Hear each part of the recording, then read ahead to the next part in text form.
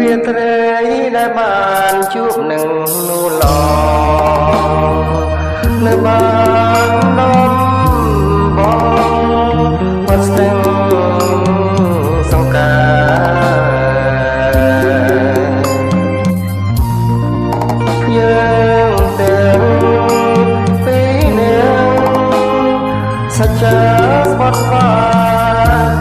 ក្រំនូព្រះខារពេញបរមី